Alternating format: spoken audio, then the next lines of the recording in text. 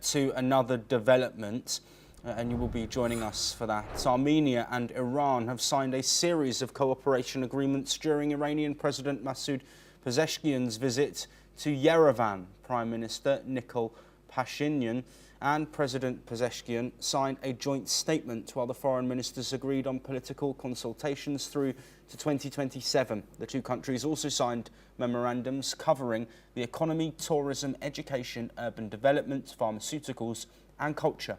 Officials say the deals aim to strengthen bilateral ties across multiple sectors and boost long-term cooperation.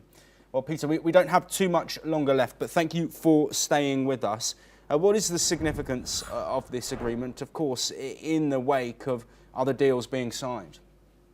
I've read right through the agreement, and frankly, it's meaningless. There are no financial numbers attached to it. And can you imagine, really, Armenians going into Iran for tourism when Iran can't even water its own domestic audience because it's going through what can only be described as a biblical drought?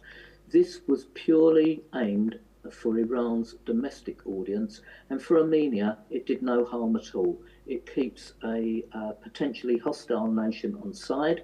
It looks good diplomatically, but at the end of the day it's meaningless in terms of financial benefits to both countries, because no figures were attached to any of the memorandums of cooperation, none whatsoever. It was really vague statements by either party that would do no harm to either party's domestic audience. Peter, as always, thank you ever so much for joining us and providing insights across a spectrum of topics and discussion points there. We now move